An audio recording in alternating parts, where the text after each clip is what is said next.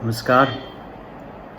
I hope you all are doing fine in this moment of crisis where the whole world is trying to counter the attack of corona and trying to make the remedies, the vaccine. Anyhow, we have to continue our work and we have to continue our preparation for the all government examinations, including a civil services examination. And for that, here I am to give you the glimpse of modern Indian history. In my earlier lectures, modern history part 1 and part 2, I had discussed about the syllabus and the various topics which you need to understand to know your subject in a better manner and to start the preparation with a focused approach and better strategy. Before going for the preparation, you should also make a note that you have the previous year questions with you so that you can understand the nature of questions, and you should know that either you're going to get any benefit from the lectures or the notes or the test whatsoever you are having with you or not. If there is any problem, then you should talk to your teachers, concerned faculty members, so that you should understand the things in a better manner and prepare with full efficiency. Today we are going to discuss the first topic of modern Indian history, that is later Mughals. Later Mughals is the phase from where NCERT starts modern Indian history, because that is a period of transformation from where the mighty Mughals started declining and disintegrated, and afterwards a place for the new contender of the Indian crown became vacant. We are going to take that part into a greater detail, and especially in focus to the examinations and the questions those who were asked from that part. Later Mughals start from the death of last, or you can say last powerful emperor Aurangzeb, who died in the year 1707, and afterwards the political scenario of India changed completely. All the rulers, those who came afterwards, were not be able to manage the affairs in a very you can say efficient manner, and their administrative skill was not that much great to manage the affairs. Accordingly, the disintegration and decline could not be stopped, and ultimately the mighty empire declined, and their place was taken by the foreign companies, especially British East India Company. So we need to understand that particular phase so that we could make our point very clear, and we should understand each and every you can say development and answer the questions asked in prelims or mains. Bahadur Shah first was not considered as a very capable ruler, because initially when he got the crown, he got the succession. The succession he got was not basically a thing which is given by the emperor himself. In actual sense, all the Mughal emperors, when they died, after their death, a war of succession started, because there was no specific rule for the succession, that who is going to succeed the emperor. So all the contenders or the princes wanted to get the crown, and they started quarreling among themselves, and that basically known as the succession of war. That process of Mughal era also followed by all the dynasties of provincial states also, and that particular process was given the best opportunity to the foreign powers to indulge into the internal political affairs of those, and take benefit from there. Khair, anyhow, let's discuss the rulers of later Mughals in greater detail so that we could answer the questions. The first thing is very important that Bahadur Shah first became the ruler in the year 1707, and he continued till his death in the till 1707 to 1712. He was the ruler of Mughal Empire. He tried his best. Basically, he was a person who think that all the political problems is the major cause for the debacle Mughal Empire was encountering into his reign. In actual sense, he did not focus on the core issues like the economical issues, like the financial issues, like the fiscal deficit which Mughal Empire was facing at that point of time.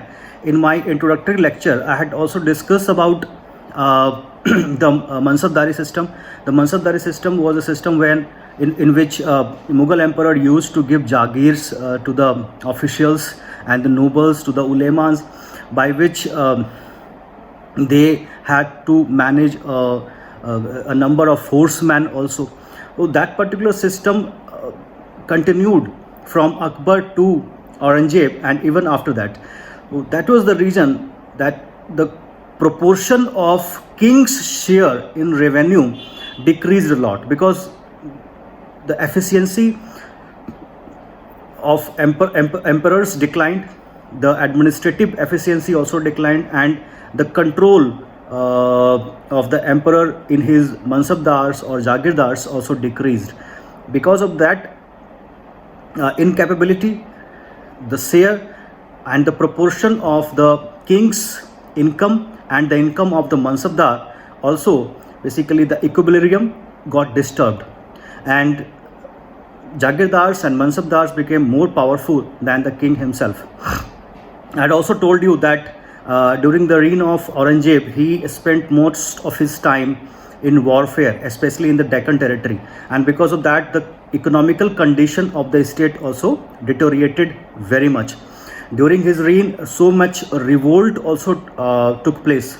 Rebellion and revolt also took place very much, and he had to devote his army for that reason also, like Sikhs, Marathas, Rajputanas, they all revolted against the Mughal Empire, and because of that a continuous warfare was going on, and because of that burden in the treasury, the treasury got very much affected, and the income also got decreased.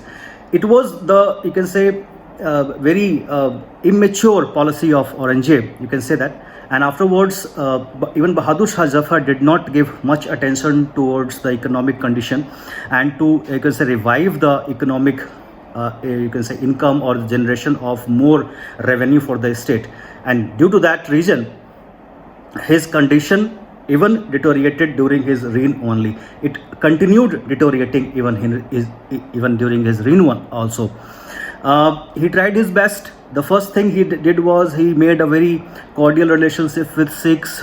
He made Guru Gobind Singh Ji, the Daswin Padsahi, a high mansab, he had given that, and that alliance was going to be fruitful in future. But in the meantime, Guru Gobind Singh Ji died while supporting Bahadur Shah first in his military campaign to Deccan by a Maratha, you can say, by a Pathan, and that particular event was considered as a conspiracy against the Sikhs by his followers, especially Banda Singh Bahadur, and they rose the revolt, the sword of revolt against the Mughals. So that particular chapter was basically a closed one, because after all his efforts to make a reconcile with the Sikhs, it failed. The second attempt he made was with the Rajputanas. Initially he tried to, you can say, conquer all the territory, because after the death of Aurangzeb, Rajputana started their revolt, especially Jodhpur, Udaipur and Amber, He started a military campaign against Amber and conquered that, and definitely confiscated all the property of Raja Jai Singh. He also started a campaign against Jodhpur, and in Udaipur definitely he tried his best, but due to some other events, that important events that started in the southern territory, he stopped his campaign and went to South India to manage some other affairs over there.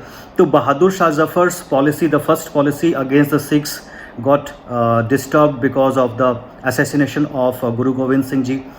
His policy for Rajputana also did not give him much result, because it was basically half-hearted approach. He never tried to conquer the Rajputana completely, as it is very difficult territory as well. Then his relationship with Maratha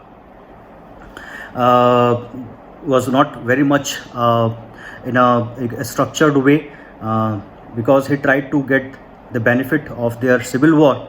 Even the civil war was created by Bahadur Shah first. In my initial lecture, I also told you that Shahu, the son of Sambhaji, or the successor of Maratha Rajshahi, Maratha Confederacy, was in the captivity of Aurangzeb with his mother. And after, even Aurangzeb tried to get the political mileage of Shahu, but he died in the year 1707 and did not get any kind of benefit from Shahu, or did not got success in starting a civil war in the Maratha Confederacy. Then that particular process was continued in the reign of Bahadur Shah first. He, you can say, released Shahu from the captivity of Mughals, and when they reach Maharashtra, as Bahadur Shah first did not declared him as a new Maratha king, so there was a civil war started in Maharashtra. So, meaning by all the efforts did not get the benefit which he was looking for. With the Sikhs, he started with a very cordial relationship, but ended with a new revolt or a new enemy. He created a new enemy who was Banda Singh Bahadur. In Rajputana, definitely he got some initial success in Amber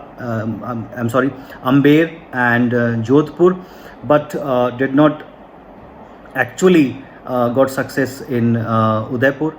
In Maharashtra, Shahu was placed to start a new civil war, but it was in favor of Shahu, but not in favor of Bahadur Shah. Financial condition deteriorated. Why? Because Bahadur Shah did not give much attention towards the Jagirdari system or Mansabdari system, rebellious Jamindars, or the accounting process of the Jagirdar, so that he should know about the income and expenses, and accordingly the income of center can be increased. So that was the failure of Bahadur Shah first, and because of all these things, he was also referred as Shah-e-Bekhabar, because he tried a lot. He had given every effort of his, but did not get any kind of benefit afterwards. That's why he was known as Shah-e-Bekhabar. Even after all these debacles, he also started planning for the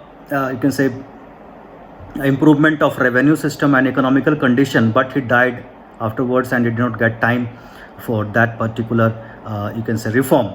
After his death, a new era of succession war started in the Mughal court, and with the help of Zulfikar Khan, the head of Irani group, Jahandar Shah became the new emperor. Jahandar Shah, basically, he was not a person of the hour. Even all the later Mughal emperor were not the person of the hour, or not the right choice for the crown. He basically was a fun-loving person, and all the affairs, either it is the military affair or the administrative affair or the financial affair, were taken care by his wazir, Jahandar Shah. Zulfikar Khan. Zulfikar Khan was a very capable person, and even the ulema segment intrigued against him, and basically they also tried to, you can say, take Jahandar Shah into their confidence to take down Zulfikar Khan. That was the conspiracy continuously going on the Mughal court, and no emperor actually thought about, you can say, cutting down that affair and concentrating on the actual things which needs to be upgraded. The first thing Zulfikar Khan had done was that he actually knew that without taking into the confidence of the majority of the population, it is not possible for the Mughal emperors to, you can say, rule in an efficient manner. He made good relationship with Rajput rulers. The first thing he had done was he had made a very cordial relationship with the Rajput rulers. He reconciled with them, and the first thing he did was he had given the title of Mirza Raja to Jai Singh, the king of Amber. He had given Ajit Singh, the ruler of Marwar, title of Maharaja. He was also made the governor of Malwa. That was the first initiative taken by Zulfikar Khan to reconcile with the most notorious, you can say, rulers who had not accepted the suzerainty of Aurangzeb even, and they keep revolting against the tyrannical rule. Afterwards, he also tried to, you can say, get rid of all those practices which was the most hated thing in India, like the religious tax jizya. He abolished that, and he also made few economical reforms, like he controlled the reckless growth of Jagir, and he also tried to get all the landlords and jamindars into the line to give him the right kind of information and account details, so that the state can get its part of revenue. He also started a evil practice, that is Izara system. That was basically a revenue farming. I discussed the Izara system in my introductory lecture, but let me repeat it here also, that Izara system was a system in which the middleman or the jamindar or the landlords were given the authority to collect the taxes, and a fixed amount was need to be deposited in the state's exchequer, and apart from that, all the revenue will go into the you can say pocket of the landlords and jamindars. That was a system that can be considered as very exploitative in terms of the farmers and the all other middle class people, those who are trying to survive themselves in a very economical crisis, though that was going on at that point of time, because of less trade and commerce, because of less development. They were trying to get they're trying to survive in a very minimum development, but even after that, these kind of policies were very you can say exploitative in nature, and it was not for their economical benefit. Now that after Jahandar Shah, because he ruled for 1 year only, a new emperor came into existence. You can say Farrukh Shiar. Farrukh Shiar was the person who was directly supported by a new group that is known as the Indian Muslim, headed by Sayyid Brothers. Sayyid Brothers directly came into picture from Farrukh Shiar only. Even during the reign of Bahadur Shah, or during his struggle for succession, he was also supported by Sayyid Brothers, and Jahandar Shah was also supported by Sayyid Brothers. Even after you can say dethroned, after they dethroned Jahandar Shah, Farrukh Shiar was also appointed by Sayyid brothers, and even after Farrukh Shiar, three more you can say Mughal rulers were appointed by Sayyid brothers only, and because of all these works, they were known as the kingmakers in Indian history, and sometimes they also referred as Namak Haram. Why? Because many of the Mughal emperors were dethroned or killed by the Sayyid brothers only. Okay, anyhow, Farrukh Shiar became the new emperor in just after a year of the succession of Jahandar Shah. In the year 1713, Farrukh Shiar became the new emperor, and from 1713 to 1719, he became the emperor. Few important things took place in his tenure.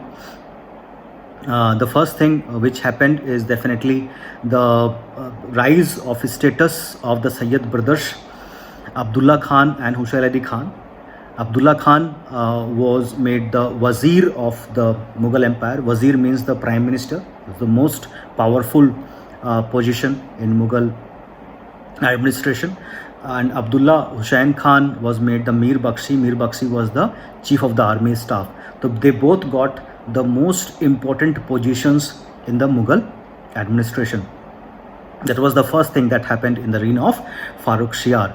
The second thing happened is definitely many reforms taken by the Sayyid brothers, like they reconciled with Sahu and accepted him as the Chhatrapati of Maratha Confederacy. And in return of that, the Sahu was told to, you can say, pay homage to the tomb of Aurangzeb barefooted, and also he had to be ready with 15,000 you can say cavalry man to support Mughals if required in the Deccan territory. That was basically a great thing that happened in their tenure. Even I forgot to mention that in the reign of Jahandar Shah also, Zulfikar Khan made an agreement with the Marathas that they can collect the revenue in terms of Chauth and Sardeshmukhi from the Deccan part, but with some conditions that revenue would be collected by the Mughal officers and Mughal man, and then after it would be given to the Marathas. Meaning by Maratha soldiers and administrators were not allowed in the territory of Mughals, but they would be given their share in terms of Chauth and Sardeshmukhi. That was a thing that actually happening, and a new power basically rose into prominence, and that was the Marathas. They were the power that basically managing many of the affairs, which we came to know after you can say discussing 2-3 more emperors, that they were the people, those who are basically managing all the affairs and who are deciding about what is going to happen afterwards. They directly did not involved into you can say managing the administration, but indirectly they were the power, those who supporting a contender or those who are basically against a particular contender. Even I can tell you that Sayyid brothers got the full support of the Marathas, and that was the thing. They were so powerful that they can even never hesitated to kill the Mughal emperors. That was a kind of a new equilibrium that started in India. But Marathas did not actually taken advantage of their prominence and their position at that particular time. Now, during the reign of Farrukh Shiar only, few other important events took place. The first is definitely their relationship with Marathas, in which they got the actually acceptance of Chhatrapati's prominence, or Chhatrapati's stature now increased as a Chhatrapati. Sahu's stature now increased as a Chhatrapati. It was accepted by the Mughals. The second thing was they were also very liberal in their approach, and they know that they have to take, you can say, follow the policy of in terms of religious liberalism, so that they can make a friendly relationship with the Rajputs and Marathas. So they also ended jizya and pilgrimage tax. That was a very a kind of a new relief to the majority of the population of India. In terms of relationship with Rajputs and Marathas, the relationship was very cordial, but the relationship with Sikhs was not that the same. They followed the policy of suppression. Even Jahandar Shah, Zulfikar Khan, they all followed the policy of suppression against the Sikhs. During the reign of Farooq Shah, the leader of Sikhs, Banda Singh Bahadur, was captured in the year 1715, and he was basically taken as a captive to Delhi, and there he was killed with approximately 700 to 800 of his followers. He was given the option to you can say convert into Islam, but he rejected, and ultimately he was killed mercilessly. It was basically a brutal killing. Anyhow, even after the death of Banda Singh Bahadur, the atrocities did not ended here.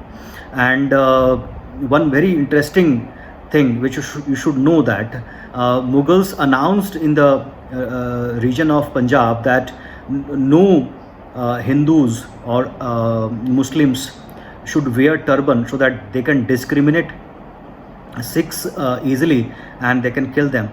And that particular process was gone in a long way, and many of the Sikhs were killed in his reign. Even the Sikhs decided to go to the hilly territories, and you can say so that they can save themselves from the killings by the Mughals. And afterwards, when the Mughal Empire became you can say weakened day by day, they came back and organized themselves into misls, and that misls was later on reorganized and conquered by Maharaja Ranjit Singh, and he built the first Sikh empire in India. And that was the process which we will discuss in the second topic, that is the provincial rise or the development of provinces in India. Anyhow, so 1715, Banda Singh Bahadur was killed, and the next most important development that took place was the Golden Farman. Golden Farman he issued to the British East India Company in the year 1770. Actually, what happened is a royal lady got ill, and after so much treatment, or you can say Indian or Indian treatment, she did not get any kind of relief. But she was treated by a British doctor from the company, and when she get cured, the doctor was offered so much of, you can say, money as a prize money, but he rejected all that, and he asked for a favor that his company wanted to do business in Bengal without paying any excise duty, because excise duty was very high, and they did not get any kind of benefit by doing business in Bengal. And without giving any consideration to the future revenue aspect, without giving any consideration to the losses that will be occurred to the Indian traders and the state revenue, and Farooq Shah given them the right to do business to, you can say, export and import without paying any kind of excise duty. And that was a debacle that later on became the main cause for the you can say basically bad relationship between the Nawab of Bengal and the East India Company. They were also allowed to issue the dastak. Dastak means the authority letter, so that they can show that dastak to the officials, to the, you can say, revenue officials, and they can take their goods without paying any kind of octroi or excise duty. And that was a reason because of that a new era of British conquest was started, and they got so much benefit from that particular business. So that these 3-4 important things you can say took place in the reign of Farrukh Shah. Even after a few years, when Farrukh Shah realized that all the powers of emperor was actually enjoyed by the Sayyid brothers, he tried to intrigue a conspiracy, and he tried to, you can say, kill Sayyid brothers, but failed, and he himself was killed by Sayyid brothers. And after his death in 1719, two of the unknown figure was raised into the position of Mughal king Rafi-ud-Daraz and Rafi-ud-Dawla, but they both died after you can say 3-4 months tenure.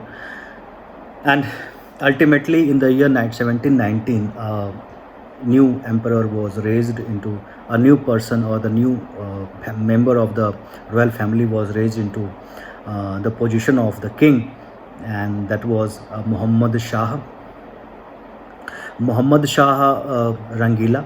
And from 1719 to 1748 he ruled Mughal we can say dynasty.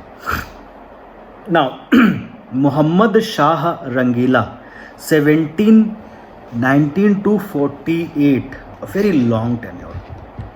Even before Muhammad Shah Rangila, no one got that opportunity to get that much time. Even we have seen that Bahadur Shah first got a very less time, and even he tried to make some reforms in economic sphere. He did not get time and he died. But Muhammad Shah was the person who was the last option, or the, you can say, who was the last resort for the Mughals to get their you can say get their respect, get their hegemony, get their you can say prominence once again. But he was not the person of the hour. He was a fun-loving person. He least bothered about the administrative thing. He least bothered about the revenue thing. He was only interested in you can say making the listening to songs, musics, watching dance, going for, you can say, hunting. Though he was a very intelligent person and very you can say he had a very handsome personality also, but he was not a person to go for you can say hard work. He was not a person to go for you can say proper planning of economic things. He was not a person to go for military campaign. He was not the person of the hour. He was called as Rangila because of his indulgent nature. He always want to get a good wine. He was always wanted to indulge into you can say minimal you can say kind of activities, and having a very bad character. So he was a person who always wanted to enjoy the luxuries. That is the actual thing he was looking for. He was not basically going for you can say any kind of reforms in the state affairs. Muhammad Shah Rangila initially he followed all the instructions of Sayyid brothers, but slowly and gradually, though he was a very intelligent person, he also knew that till the time Sayyid brothers were there, he did not get the opportunity to enjoy the luxuries in full manner. So he intrigued against them, and he got the support from Nizamul Mulk Asaf Shah, who was basically Irani leader of Irani group. And with the help of Nizamul Mulk, he got success in killing both Abdullah Khan and Hussain Ali Khan. And after the killing of both the Sayyid brothers, the era of you can say, kingmakers ended here.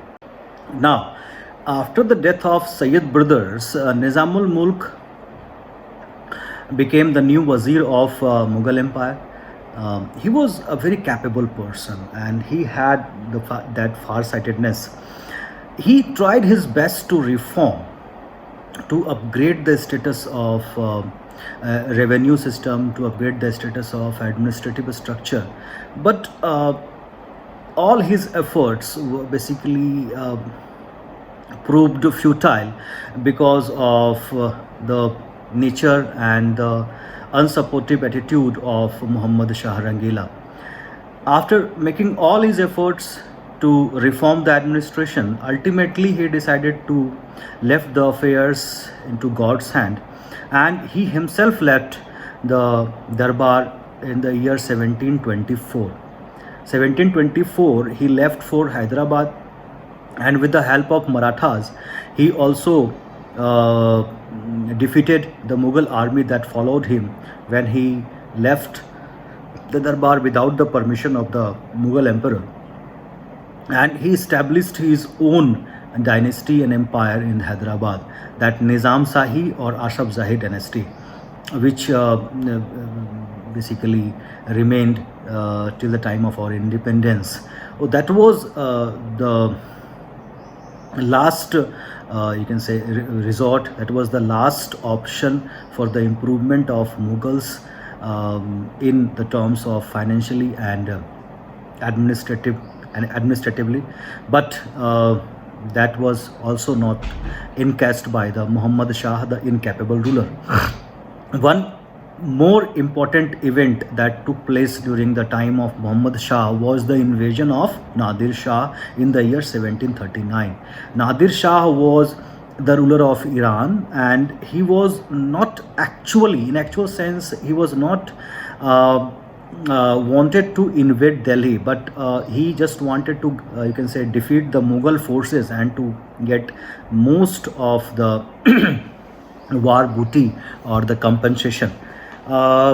In the year 1739 he left for his new campaign towards India, and Mughal Badshah or the Muhammad Shah was updated about his campaign in every moment, but he did not given any heed, and he thought that he is not going to invade India because Mughal power is basically reconciled as the you can say supreme authority at that point of time, but in actual sense that was not the reality.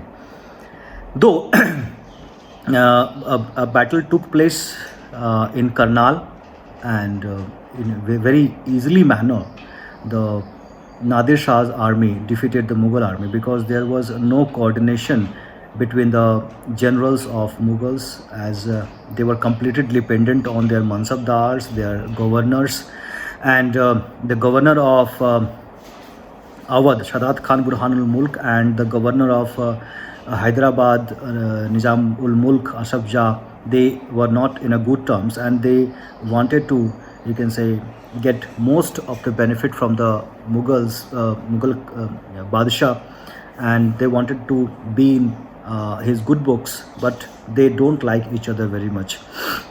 Anyhow, the thing changes its course afterwards, and due to his hatredness for Nizam and few other generals, Shadat Khan Burhan al Mulk, the Nawab of Awadh, had given a kind of wrong information to Nadir Shah that if he is going to invade Delhi, he himself is going to give him approximately 1 crore rupees. That is a basically huge amount at that point of time. And he also told him that if he is going to invade Delhi, he is going to get a huge war booty, which he did not consider even in his dreams. Even he did not thought about in his dreams. Then Nadir Shah invaded Delhi, and for 3 days he you can say he ordered his army for a, you can say, huge bloodshed. Many of the people of Delhi were killed and enslaved by his army personnel. Even before that, when they were entering the capital territory, few members or few civilians attacked a portion of his army and killed few of his soldiers, and because of that he ordered for a bloodshed and open loot. And because of all these orders, for 3 days Delhi was looted and most of the population was killed or enslaved. And after the request of Muhammad Shah only, they stopped their killing and loot in Delhi. It was during his invasion only that Peacock Throne of Shah Jahan and Kohinoor diamond was taken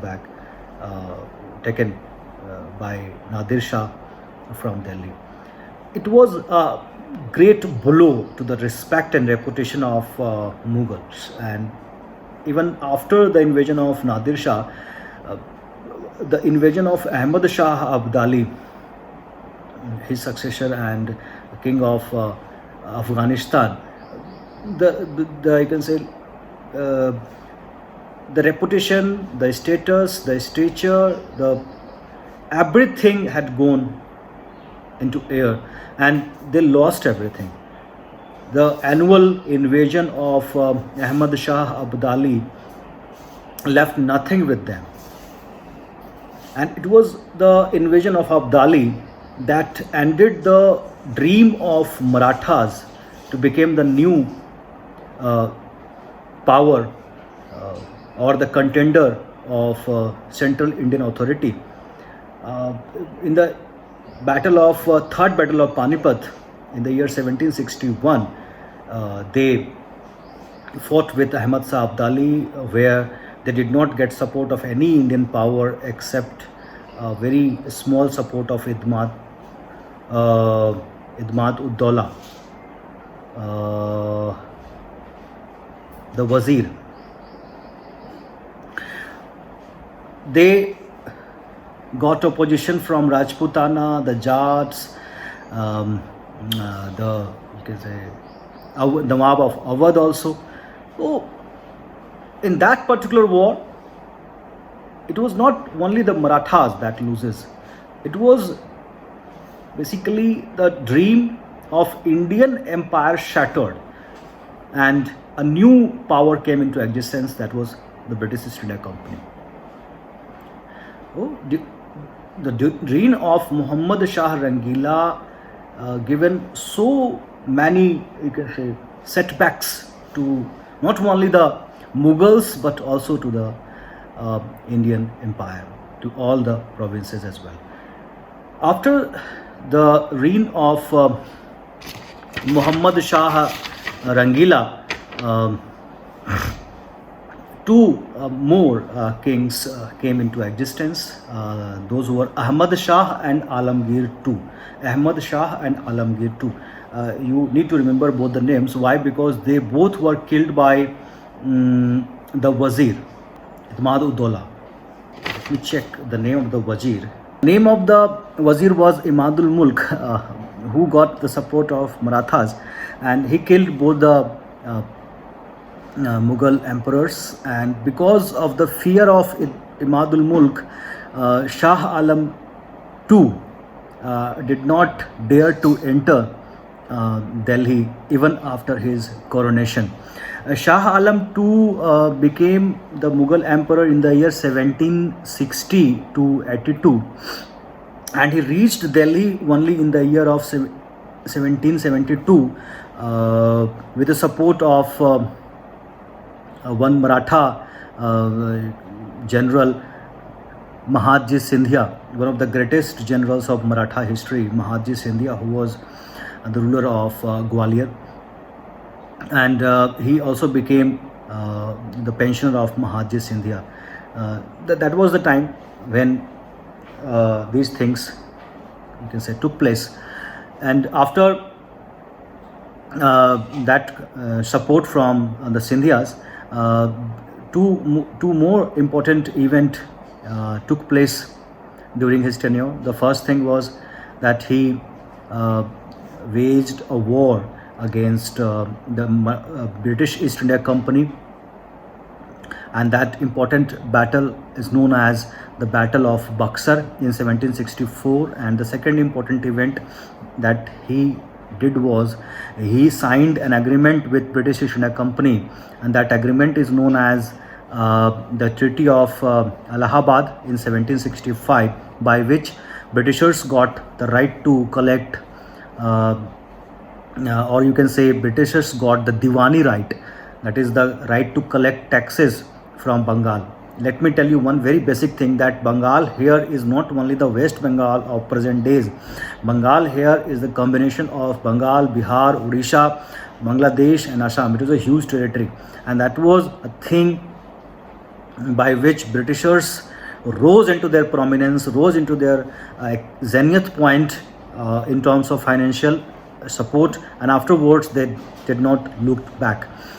That was the important event that took place during the time of Shah Alam II, and afterwards you can say no important Mughal emperor came into the position. And the next emperor was Akbar Shah II. Akbar Shah II is only known for he's only known for a title he had given to Raja Ram Mohan Roy. That title was Raja, because he wanted him to take his case to the British Parliament to raise his pension, because he wanted to increase his pension, because he had a huge family and so many sevadars, so that he can manage the affairs like a king. And last Mughal emperor was Bahadur Shah Zafar.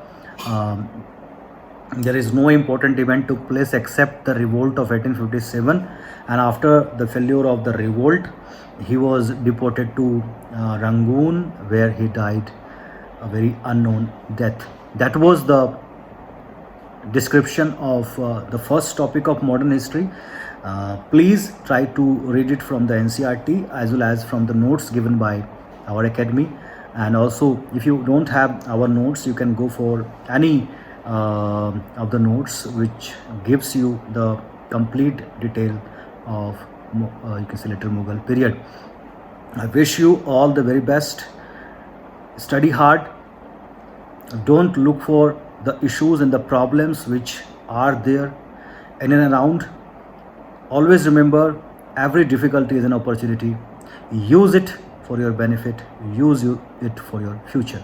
Thank you so much. I'll see you soon with my second lecture of modern history, that will be on the rise of provincial powers in India. Thank you so much. Namaskar.